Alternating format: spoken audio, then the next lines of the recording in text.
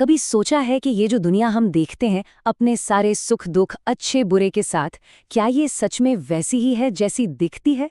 आज हम एक ऐसे ही गहरे संवाद में उतरेंगे जो हमारी असलियत की समझ को, हमारे वजूद की समझ को पूरी तरह से चुनौती देता है। और इस पूरे ज्ञान की शुरुआत होती है एक बहुत ही सीधे, एक बहुत ही बुनियादी सवाल से। एक ऐसी शंका जो शायद हम सबके मन में कभी ना कभी उठती ही है। शिष्य पूछता है, अगर सब कुछ एक है तो मुझे ये दुनिया दो विरोधी ताकतों की जंग की तरह क्यों महसूस होती है? बस यही वो सवाल है जो इस पूरी अविश्वसनीय खोज को शुरू करता है। और यहीं से गुरु हमारे दुनिया को देखने के नजरिए को बिल्कुल जड़ से बदलना शुरू करते हैं। उनकी पहली शिक्षा इसी द्वैत, इसी ड्युअलिटी के भ्रम पर है कि जिसे हम दो अलग अलग चीजें समझते हैं वो असल में है क्या। जरा सोचिए, हमारा हर एक अनुभव इन्हीं जोड़ों पर टिका है। सुख का मतलब ही इसलिए है क्योंकि दुख मौजूद है। जीवन का अर्थ ही मृत्यु के सामने खड़े होकर पता चलता है। गुरु कहते हैं कि ये अलग अलग ताकतें नहीं हैं, बल्कि एक ही सिक्के के दो पहलू हैं जिन्हें अलग किया ही नहीं जा सकता। एक को हटाने की कोशिश करेंगे तो दूसरा अपने आप ही गायब हो जाएगा। तो अगर ये कोई जंग नहीं है तो फिर आखिर ये है क्या? यहाँ गुरु एक बहुत ही खूबसूरत कॉन्सेप्ट सामने रखते हैं, लीला, यानी एक दिव्य खेल। ये सोच कि ये पूरा का पूरा अस्तित्व कोई लड़ाई का मैदान नहीं बल्कि एक कॉस्मिक ड्रामा है, एक ही चेतना का डांस है जो हजारों लाखों रूपों में खुद को दिखा रही है। और गुरु जो मिसाल देते हैं वो तो कमाल की है।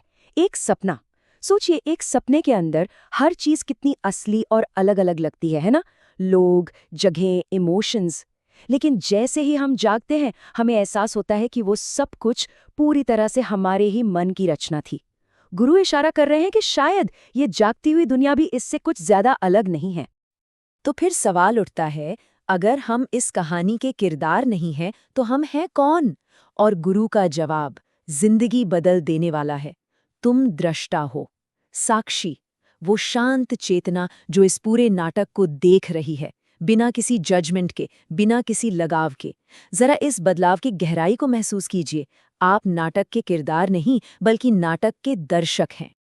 लेकिन शिष्य का जो लॉजिकल दिमाग है ना, वो अभी शांत नहीं हुआ है।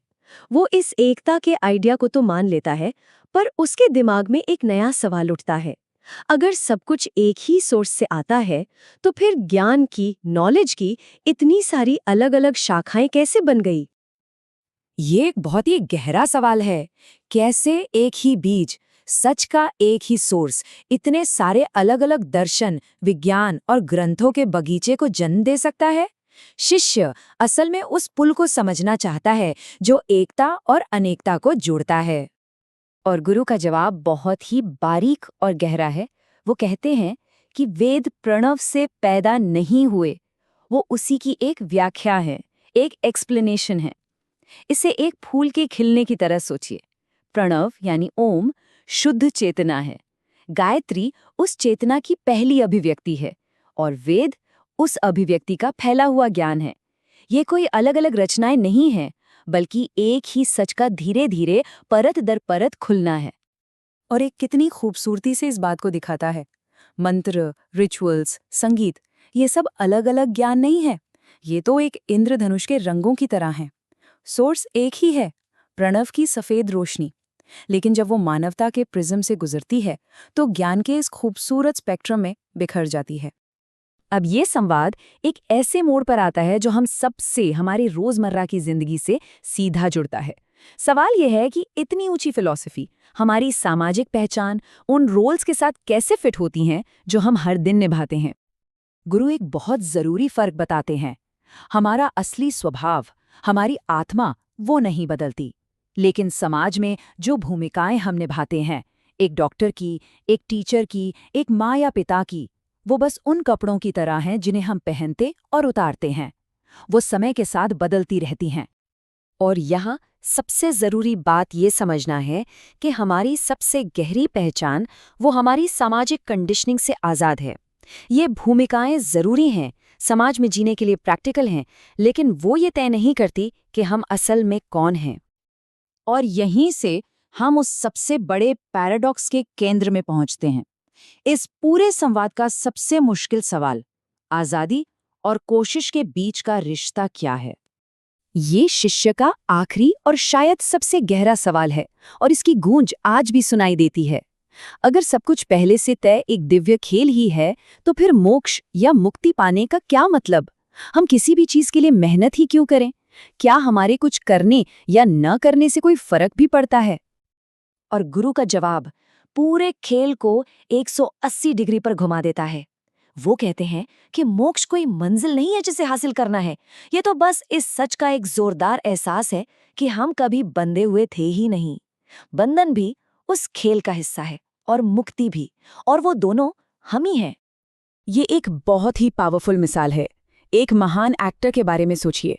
वो अपने किरदार में पूरी तरह डूब जाता है, उसके सुख दुख को महसूस करता है, लेकिन दिल की गहराइयों में वो जानता है कि वो ये किरदार नहीं है। हमें भी अपनी जिंदगी को उसी शिद्दत से जीने का न्योता मिल रहा है, बस स्क्रिप्ट से बिना चिपके हुए। इसी बात को और मजबूत करने के लिए गुरु भगवद गीता की सबसे प्रसिद्ध शिक्षाओं में से एक का जिक्र करते हैं। असली कोशिश नतीजा पाने में नहीं, बल्कि अपना काम, अपना कर्तव्य पूरे मन से करने में है, बिना अहंकार के और बिना उस काम के फल से कोई उम्मीद रखे, बस करने के आनंद के लिए करना। और आखिर में ये संवाद हमें शिष्य की उस अंतिम अवस्था तक ले जाता है, ज्ञान के उस रूप तक जो तर्क और शब्दों से बहुत परे है। सवालों और जवाबों के इस लंबे सफर के बाद शिष्य एक ठहराव पर पहुंचता है। उसके मन का सारा शोर शांत हो चुका है। अब ये कोई बौद्धिक खोज नहीं रही, बल्कि एक शांत, साफ अनुभव में बदल गई है। और इसी अनुभव को आत्मबोध कहते हैं, सेल्फ रियलाइजेशन। ये कोई थ्योरी नहीं है जिसे याद करना है, बल्कि एक सीधा अनुभव है, जहां सारे बंटवारे, सारे भेद मिट जाते हैं।